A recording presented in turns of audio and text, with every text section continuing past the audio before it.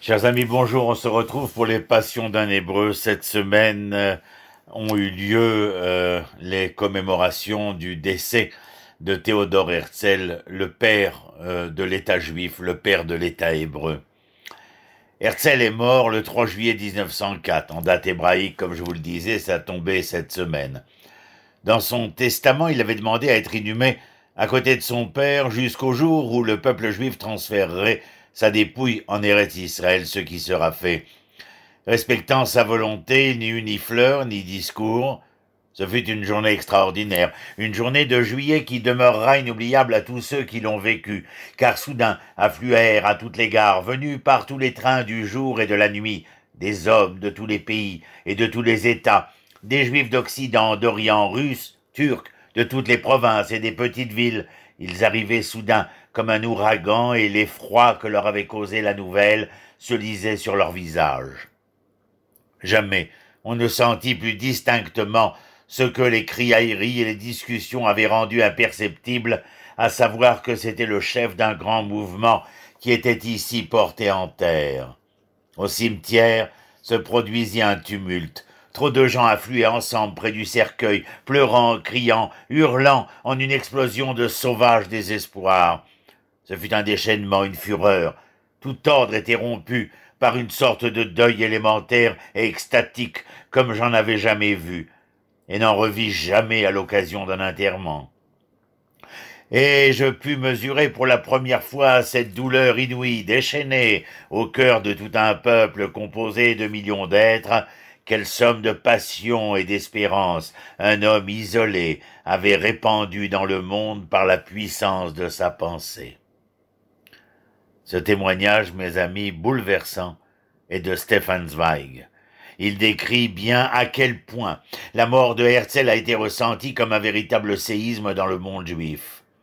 Un rabbin de Francfort s'écrit dans son oraison funèbre « Ce jour-là deviendra certainement un jour éternel de jeûne ». Cependant, aujourd'hui, en Israël, l'anniversaire de sa mort passe inaperçu et ne donne lieu qu'à une modeste cérémonie officielle à Jérusalem, à laquelle assistent tout au plus quelques dizaines de personnes. En réalité, Herzl serait le dernier à être surpris par cette étrange situation. En 1895, dès le début de son action en faveur des Juifs, il ne se fait aucune illusion. Newlensky, dans une lettre du 7 août 96 du 19e siècle, l'avait prévenu « Souvenez-vous de mes paroles, c'est justement de la part de vos corélégionnaires que vous subirez les complots les plus vils, la stupidité, le manque de caractère et l'ingratitude. » 4 ans plus tard, Herzl s'exclame « Mes adversaires juifs me conduisent à d'amères réflexions. Je me demande dans quel peuple il serait imaginable que quiconque désirant œuvrer pour lui soit attaqué comme je le suis. » Une semaine après la sortie d'Égypte, Moïse craignait d'être lapidé par le peuple. Herzl, lui, bien que statufié en apparence dans le discours national, a été l'objet d'une véritable lapidation symbolique. En fait, quelques mois après la publication du Judenstaat et les réactions d'hostilité suscitées, Herzl traverse une période de découragement. Il se souvient alors de la prédiction de Levinson, rédacteur du Berliner Tagblatt. « Ce que vous voulez secourir seront les premiers à vous mettre en croix. » 3 ans plus tard, dans une lettre à Bernard Lazare, il se décrit comme un des instruments que l'on brisera après s'en être servi. Que s'est-il passé? Comment expliquer un tel oubli? C'est Herzl lui-même qui nous fournit la réponse. Déjà, de son vivant, il avait mis en cause les fondements du credo de l'establishment de son temps. Les partisans de l'assimilation, aussi bien que la plupart des rabbins, s'accordaient pour affirmer « le peuple juif est mort, réduit à une religion ou à des idéaux universalistes ». Il n'était donc plus question d'un retour à Sion.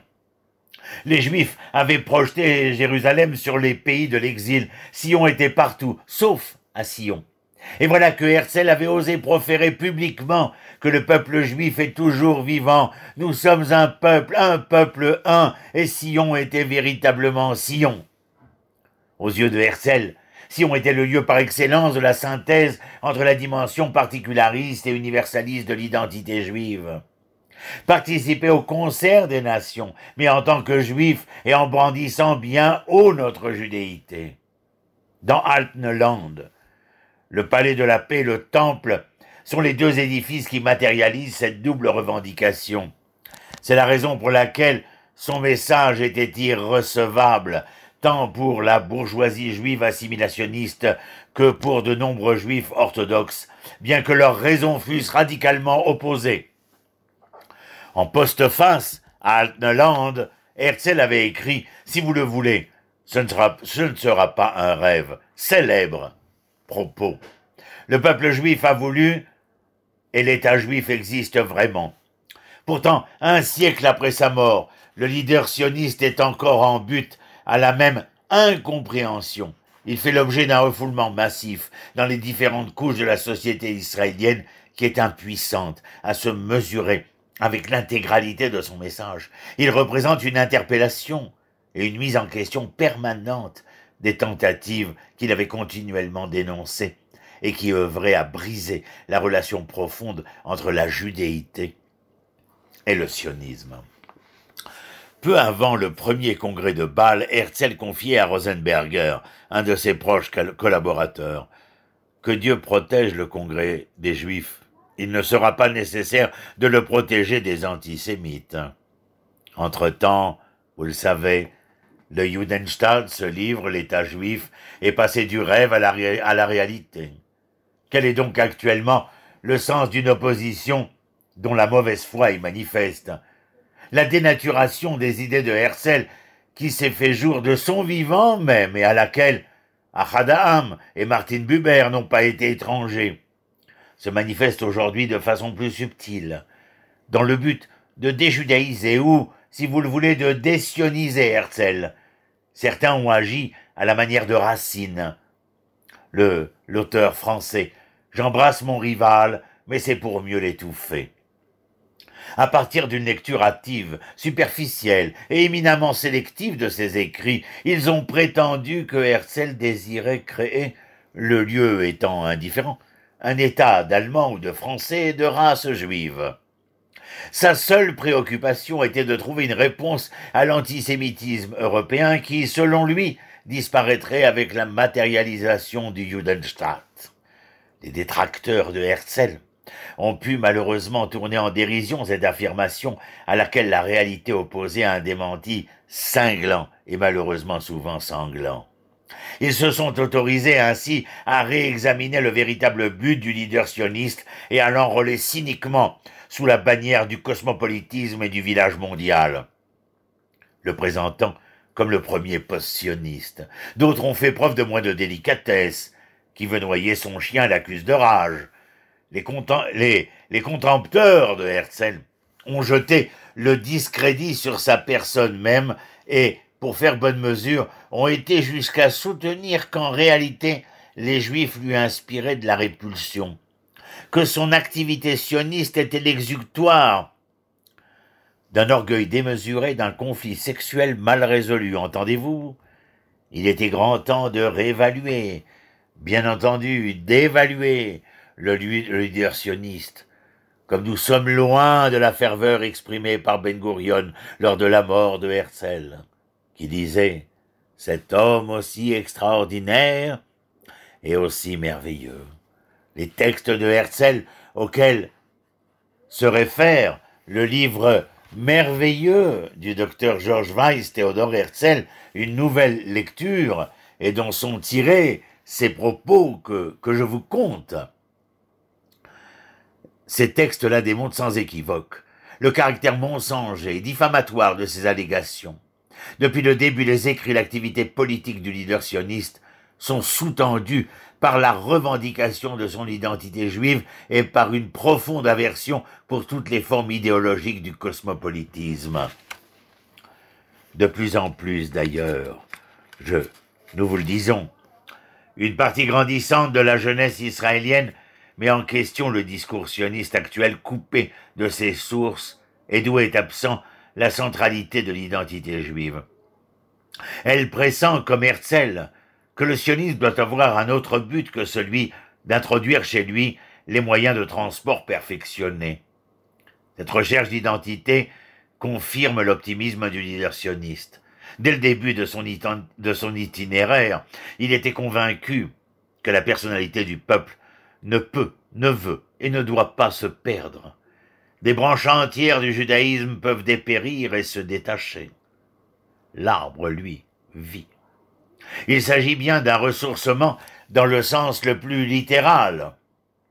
Revenir aux sources vivantes de la judéité et dépasser les formes sclérosées dont l'establishment religieux offre souvent le spectacle encore aujourd'hui.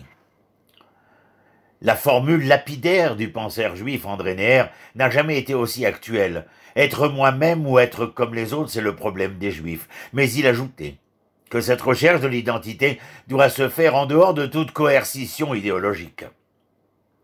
Au rassemblement des dispersés Kibbutz Galouyot, réalisé patiemment et au prix d'énormes difficultés de déboires, mais aussi de tenaces succès en Israël, doit correspondre ici et là-bas un rassemblement des idées Kibbutz Rayonot. Aucune doctrine, aucune attitude n'a le droit de s'imposer avec une tyrannie exclusive. Depuis quelques années, en effet, il y a là un signe encourageant.